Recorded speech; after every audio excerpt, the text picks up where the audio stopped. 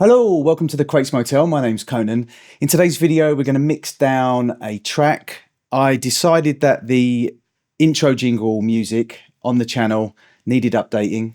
So I've put together a track. It's about 4 bars and I'm going to mix it down in the MPC, just go through the process. But obviously this is applicable to mixing down multiple tracks. You can apply these techniques. Let's jump in.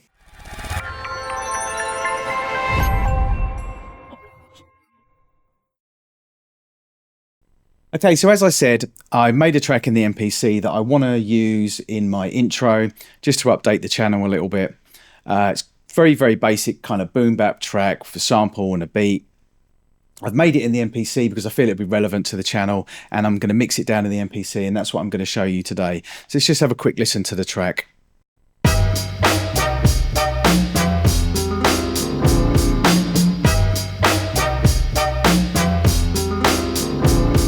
So there's about 4 or 5 elements in that, starting off with just a sample on its own. And then we've got a drum beat. And then we have it's like Spanish guitar strum that comes in kind of towards the end of the loop. And then finally we have a beat that I've laid over the top.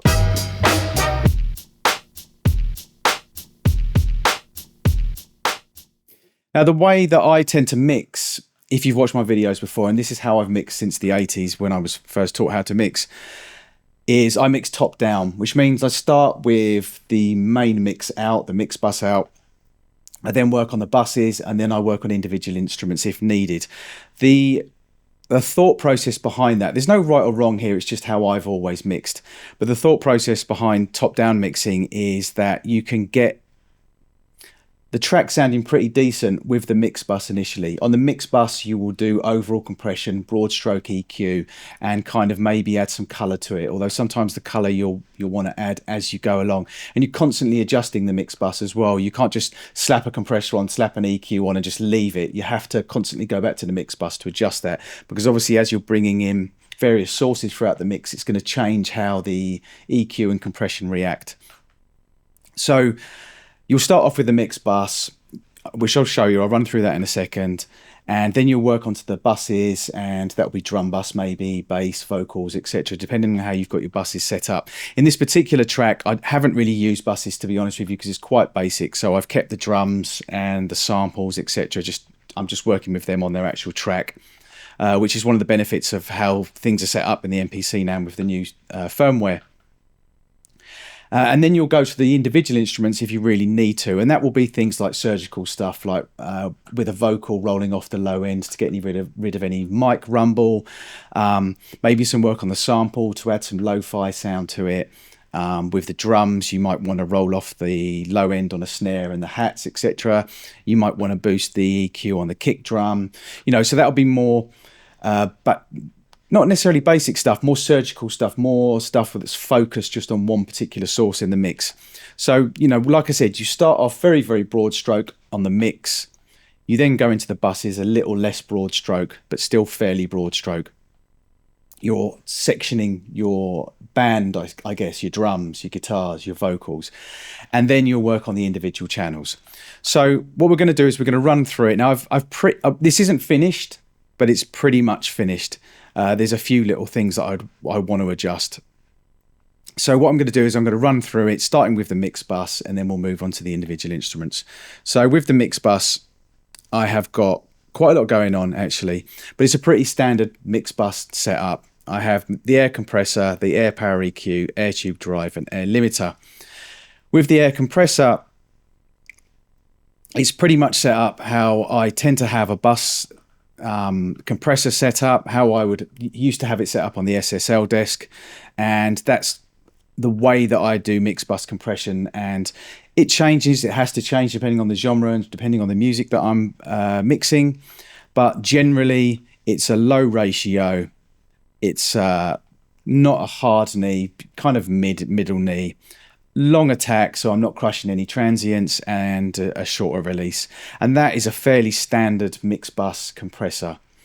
Some people might completely disagree with me, but that's how I've always done it. And I'm not going to be doing too much work. You'll see that it's just doing a little bit of gain reduction.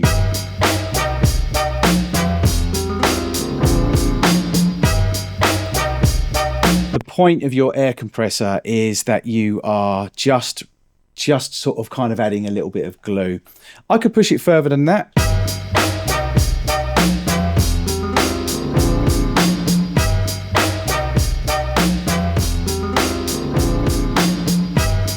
And that actually sounds nice. That adds a little bit more slap to it because of the long attack and the shorter release. But I'm going to keep it lower. I think I had it around about 3. Then onto the EQ. This was, again, a very broad stroke EQ. Did I take any? Yeah, I took some of the low end out just at around 20 hertz. That's just really just to get rid of any unwanted subs that you might that would be on a kick or in the bass or anything. EQ, broad stroke, little bit of a boost, a low shelf, around about 50, between 50 and 60. That would be the fundamental of the kick. So that's kind of where the low end starts. Haven't done anything in the low mids, little bit of clarity in the high mids, and then an 8K shelf at the top. 8K is kind of considered to be the kind of exciting frequency, so it excites. It comes from Abbey Road. It was a George Martin technique, and that his engineers and himself used to use when they were mixing the Beatles. So 8K sort of became known as the excitement frequency. Old habits die hard. It's a method that I've, I tune into 8K first, listen to what that sounds like, and then I'll adjust it accordingly. But it's a fairly broad stroke EQ. As you can see, I've not done a whole lot there, to be honest. Tube drive, if you've watched my videos in the past, you'll know that I use that in the MPC as my flavor, as my color. It's not very much. You don't have to drive it very hard. It's literally just adds a little bit of a color. What I'm trying to kind of do, I guess, is emulate a particular mixing desk or a particular converters, etc. And you can do that with tube drive if you use it subtly. If you're going to be using it on the mix bus, don't overdo it. Just add a little bit of flavor.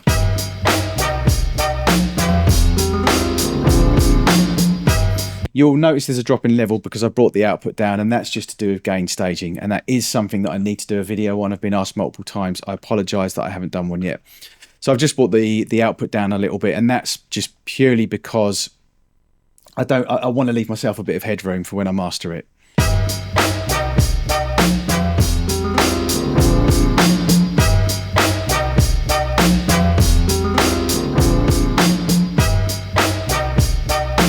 It just adds a little bit of growl, basically. And then right at the end, we've got air limiter. And that's doing a little bit of work. I would prefer that to not really be doing any work at all. So one of my finishing stages for actually completely finishing this mix would be just to kind of go through my gain staging, just maybe bring everything down a little bit. The useful thing is with mixing top down is you can kind of go through the whole process of mixing. And then in the final stage, you can literally, in this case, I could just bring the output down on the tube drive, or I could just bring the output down on the compressor. Actually, you can't on this one. You can't actually drop it lower than 0. But that's what I would do. I would mix everything down, constantly go back, recheck the mix bus, see how the limiter's reacting. And then in the final stage, I would look at how the whole track as a whole, when it's pretty much finished, is hitting the final stage, the final output, the mix bus, and just bring it back to kind of, between -6 and -3 dB is a fairly decent point to give just the mastering engineer, which would be myself in this case, but any mastering engineer that you would send it to, just give them a little bit of headroom to work with, so then they can get the maximum output and just polish it off. That I've also covered in another video. So that's the work that I've done on the mix bus. It's all very, very subtle. There's nothing really major going on there. I'm not really hitting anything super hard. I'm creating an overall broad stroke feel, a sound, a character to imprint on the final mix altogether. And that's the point with the mix bus. You don't really want it to be doing a whole load of work, but you want it to be an overall kind of encompassing vibe, sound to the mix. You know, if I wanted to, you know, I wouldn't necessarily have to have the air limiter on there. I could stick the MPC 60 or 3000 or SP1200 on there, or I could put air lo-fi on there, or I could stick tube drive at the end. You know, it's just, there's no rules here. Limiters are fairly general thing to put at the end of your chain on the mix bus, just to catch peaks, just to make sure that you're not pushing anything. And what I would probably do is, when bouncing this, I would make sure that the limiter's not doing anything at all. It's not hitting, it's not catching any peaks. I've got minus 6 decibels, perhaps headroom. I would just take the limiter off in the final stage. I wouldn't actually bounce it with the limiter on, but the limiter's there during the mixing stage just to catch any peaks and just kind of warn me. It's a warning to say, Conan, you've got it too loud, you need to bring things down. Constantly going back and referencing the mix bus so that I can see what's going on. I can see how the compressor's being hit in the first point. I can see if I need to adjust the overall EQ, the overall flavor of the tube drive, etc. So let's jump into the individual parts, because I haven't done any bus work really on this. I'm just mixing it track by track. So with the sample, if I just solo this. Now, if I take all of the effects off, there's going to be a drop in level. But what you'll hear is that I've had to apply quite a lot of the maximizer on there, because the sample is very, very up and down, and there's no kind of punch in there, and I really need to level things out, but also bring the noise floor up a little bit. So if I take everything off.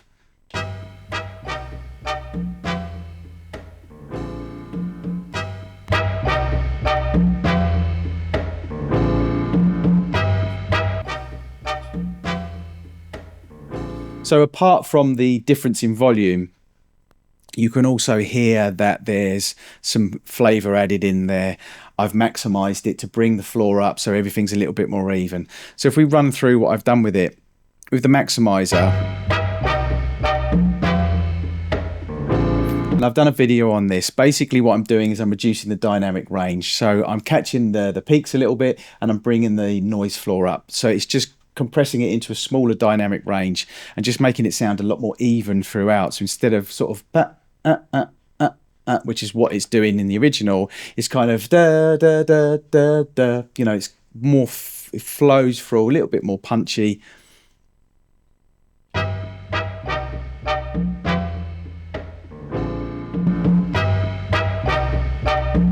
So you can hear that's actually doing quite a lot of the work. In Airflavor Pro,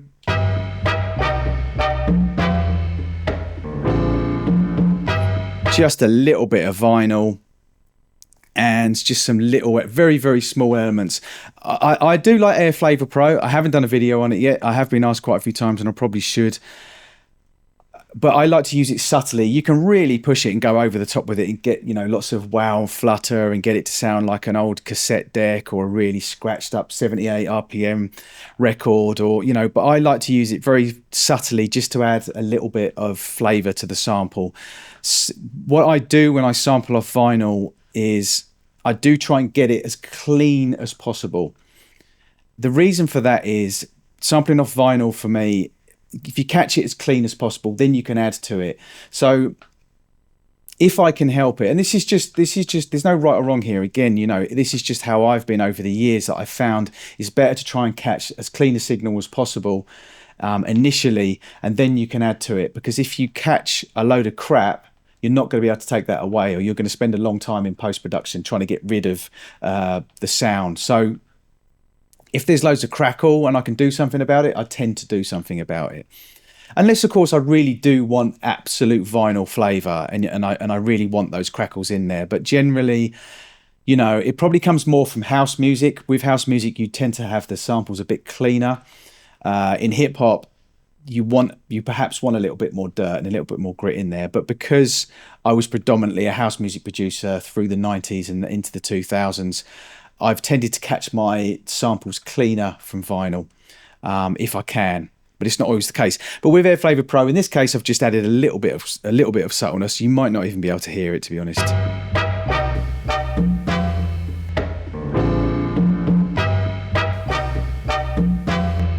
Yeah, so what I've done, as you can see here with the high pass and low pass, I've taken off some of the top end.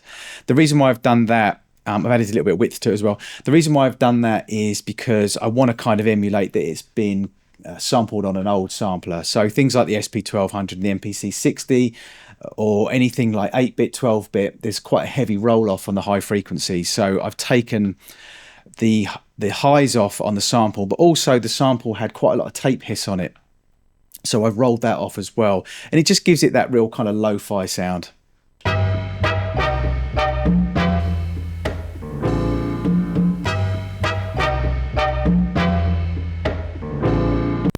Okay, and so into the air filter. Again, this LP2 0.7 is kind of emulating a S950. It's not exactly the same as an S950, but if you pull the curves up on something like Plug-in Doctor or something, you'll see that it's fairly close. I didn't come up with this. I actually, a friend of mine kind of does this for a living, sound designing. He codes emulated filters, that kind of thing. So I spoke to him and said, look, how can I kind of emulate the S950? He said you can't, which is true, but he said this is how you can get it fairly close. 12 kilohertz, 0.7 LP2. So that's kind of close. I've added a little bit of overdrive in there as well.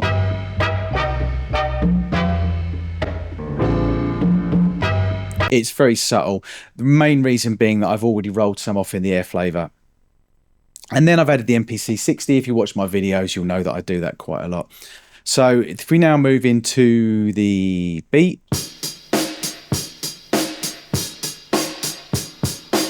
So with the beat, it's not really, I have chopped it up, but only to get it a bit tighter because it was very, very loose and I wanted it to sit with the sample. So I just chopped it up, but I've pretty much played the beat exactly how the beat is played on the original record. But what I've done is I've taken the first 2 beats, played them twice, and then I've played 1 bar. So it's gone 1, 2, 1, 2, 1, 2, 3, 4. That's a fairly standard thing to do in hip hop. It's not groundbreaking in any way, but it just kind of, if you've only got a 1 bar loop, it kind of just changes that 1 bar loop up a little bit. So if you listen to what I mean.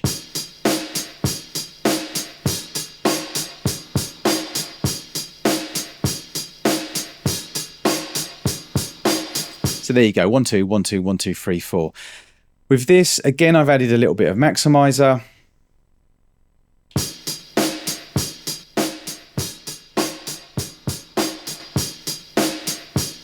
So again, you can hear that I've added the maximizer to reduce the dynamic range, but just kind of bring the noise floor up a little bit. The cymbals in between is kind of almost working like a compressor, and it's just squeezing things together, and it just sounds a bit fuller and a bit. It also does add a bit of grit, because what you're doing by bringing the noise floor up is you're bringing up the sound of the room which it was recorded in, or maybe the sound of the microphone or the sound of the tape. So it is a really good plug-in to use on old samples, especially old breaks, because you'll bring up all the grit and the dirt from the original recording. I love doing it, and it's again, it's a classic technique used in hip hop. Tiny little bit of work with the EQ. I've just added a little bit of low mids, high mids, and highs. Don't think I've done anything. Actually, I have. I've rolled off the low end. The reason why I've rolled off the low end is because I've added a beat to kind of beef it up later on, where I've copied the beat but with kind of more boom bap type sounds. But you'll hear that in a second. So not really an awful lot, really, just taking the low end out. Again, adding the MPC 60.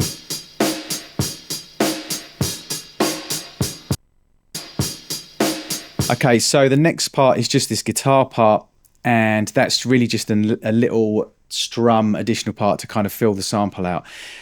It's taken off the same album that I took the original sample off, but it's not taken off the same track. So it's kind of probably recorded in the same session, so it's got a very similar vibe. So it was quite easy to get it to sit in the mix. Obviously, if it was a completely different record, it would probably take a little bit more work.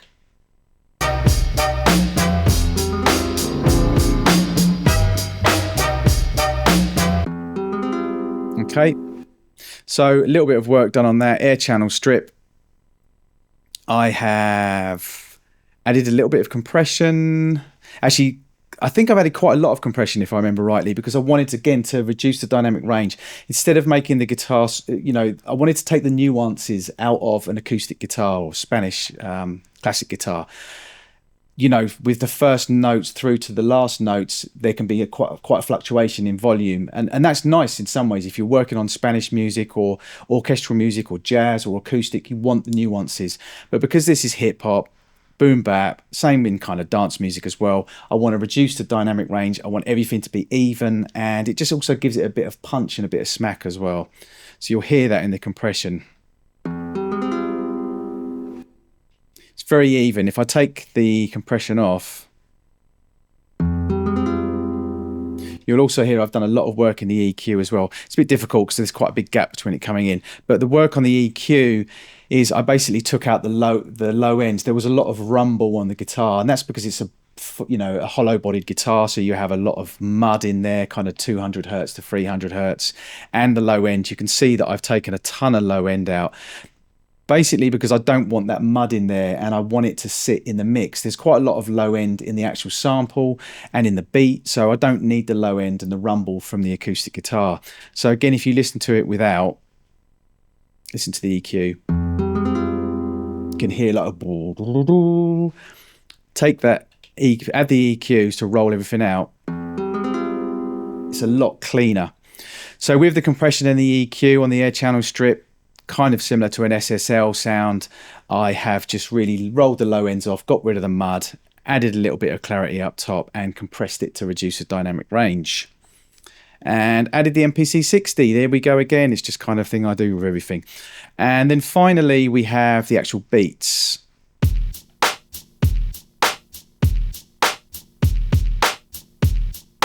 So all I've done there is I've taken a drum kit, my own individual sounds. I think there's like a Dilla snare drum, and was definitely a Dilla snare drum. I think the kick might have been off Tribe Called Quest, so it's probably a Q-tip, could even be a Dilla as well. Little bit of a shaker, a little bit of a hi-hat in there, but the beat's not really going to be dominant. The point of the beat here is to beef up the sample beat, and that's something that I like doing a lot. Again, it's not a groundbreaking technique. It's a technique used in hip-hop and boom bap, especially lo-fi stuff. So you sample a beat off an old 60s, 70s record. That gives you ambience, that gives you dirt, grit, that gives you a feel, a vibe, and then you boost it up a little bit. You play the same beat basically, but with not cleaner necessarily, but individual sounds, and it gives you a lot more control over the mix. You've got control over the kick drum, the snares, and the hats individually, which you're not necessarily going to have if you've got a 70s funk record, which is going to have a whole load of room noise, etc. in it. So I've literally just played the same beat over the top.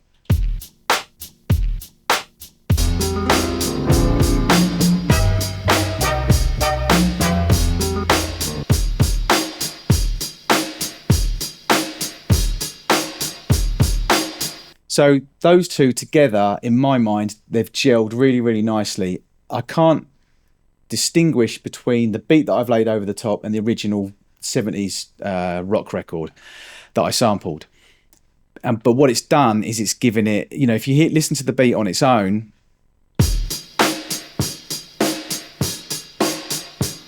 that's where I'm getting all my vibe from. That's where I'm getting the feel, the, you know, the grit, the dirt. And then adding that beat over the top,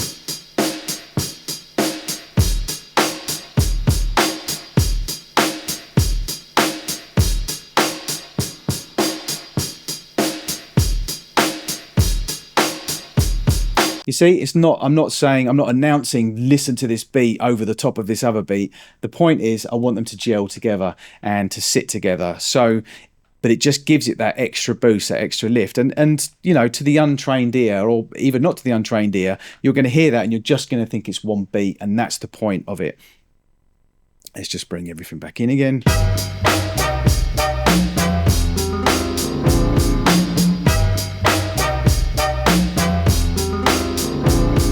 I think there was one other thing that I did. I think it was with the guitar. Yes, what I did with the guitar is I just sent it to my return number 1, which always has my reverb on it.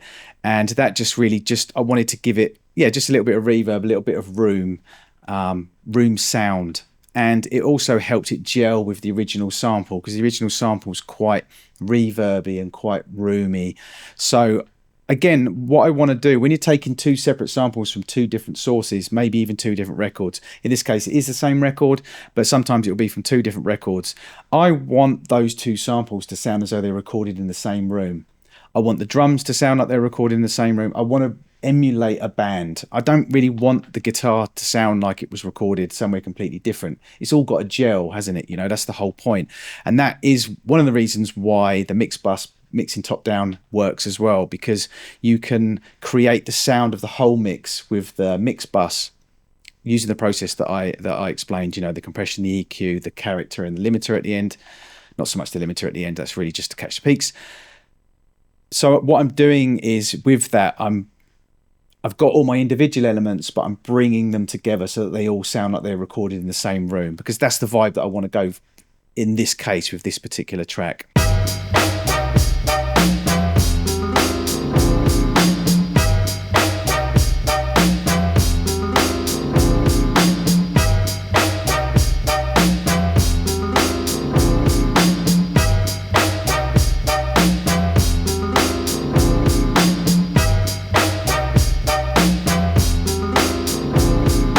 If we just quickly go back into the beats.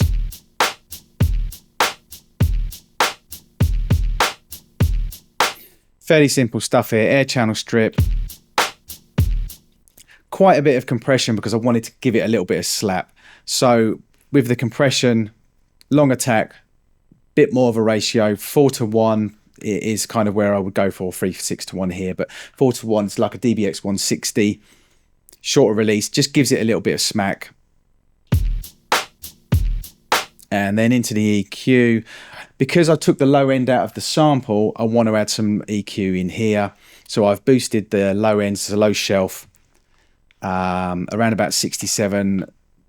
Could go a little bit lower, but I think the fundamental of the kick was around about 60 Hertz. So, you know, kind of a low shelf at around about that point. It's just going to bring up the kick. A little bit of clarity and a little bit of top end. Again, you see I've used around about 8K, the excitement.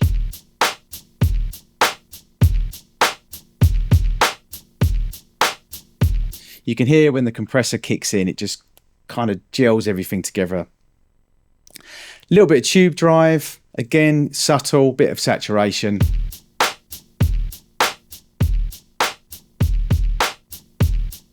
Can probably notice that the most on the snare drum, just gives it a bit of grip, you know.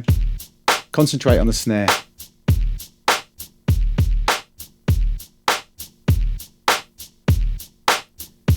And then, lo and behold, MPC 60 at the end.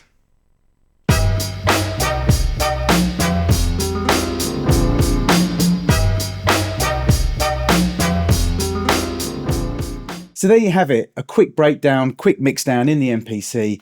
Now don't forget, the numbers, the actual numbers are not going to apply necessarily to your drums, your samples, etc. But the concepts and the techniques you'll be able to apply to your mixes in the MPC. But like I said, don't copy the exact numbers, because obviously you need to change, you need to adjust. So thanks for watching. This is the Quakes Motel. My name's Conan. Till next time.